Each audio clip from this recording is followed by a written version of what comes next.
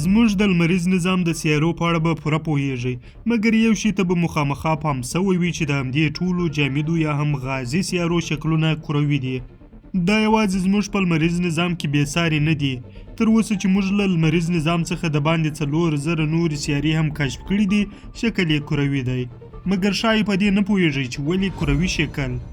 د نړیوالې کائنات پوهنې ادارې د تعریف پر اساس یوه سیاره هغه فضایي سټه ده چې د لمر یا ستر ستوري پر مدار راګرځي.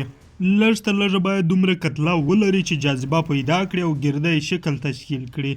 باید دومره ستره وي چې په خپل جاذبه ځواک ځان ته نږدې اجسام راکش او پر ځان یې له منځه یوسي.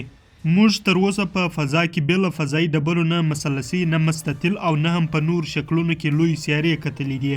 ان دا چې د سیارو سپوږمۍ هم ډیری ګردۍ وي. آسماني ډبرې ناڅرګند او غیر معمولي شکل لري، خو د شکل نیونې تر شا ټوله اغیزه د جاذبه ځواک ده. څومره چې په فضا کې کتله غټه وي هغومره د جاذبې ډګر غټ وي. همدا جاذبه ځواک دی چې د سیارې جسامت ته کروي شکل ورکوي، ځکه د جاذبې ځواک ټوله مواد و مرکزي برخې ته کشوي، کوم چې بالاخره د وخت په تیریدو سیاره کروي کوي. یعنی کله چې مادې د ټولو خواو پر یوې مرکزي نقطې راټولیږي بیا داسې یو شکل نیسي. کوچنۍ ماده د بیلګې په توګه لکه آسماني ډبرې متفاوت شکلونه لري، ځکه چې جسم کوچنی وي جاذبه دومره نه وي چې کروي شکل جوړ کړي. په نظري لحاظ کله چې لمریز نظام جوړېدی کائناتي ګرځونه او غازات په خپل ځان کې د جاذبې ځواک په مټ رايوځای سوي دي، چې په نتیجه کې د فشار ډیرښت غازات او کائناتي ګرځونه ګرم کړي دي.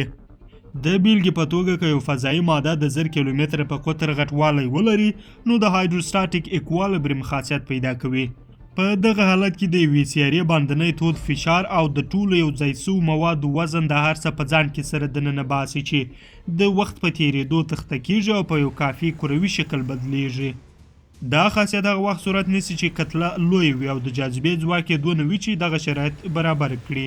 آسماني ډبرې چې تر سیارې کوچنۍ دي هغه ځکه ګردۍ نه دي او په متفاوت شکلونو کې دي چې جاذبه یې ډیره کمه وي. مګر دا هم په یاد ولرئ چې سیارې پوره ګردۍ نه دي، یعنی استوایي قطر یې تر قطبي قطر څه ناڅه اوږد وي. د مځکې استوایي قطر تر قطبي قطر 43 کیلومتره زیات دی. دا ځکه کله چې مځکه په ساعت کې د 1604.4 کیلومتر په سرعت وزي څرخي نو په نتیجه کې د مرکز تیښتې قوه د سیارې پر محور واردېږي او دې نو یو لږ څه له ګردي شکله پیته کړې ده. همدا وجه ده چې سیارې پوره ګردۍ نه دي او یو لږ څه پیتې کروي دي. دغه کروي شکل ځینې وختونه د مځکې په مدار کې سپوږمکۍ ته مزاحمت کوي او د دې لپاره نو کنټرولونکي دغه سپوږمکۍ بیرته د مځکې د څرخش له چټکتیا سره عیاروي. یوازې مځکه نه ده چې استوایي قطر یې تر قطبي قطر 43 کیلومتره ډیره دی. د مریخ د استوایي قطر توپیر له قطبي قطر څخه 50 کیلومتره ډیر دی. د مشتري توپیر 10115 دی او د زحل د استوایي قطر توپیر تر ټولو ډیر 11808 کیلومتر دی.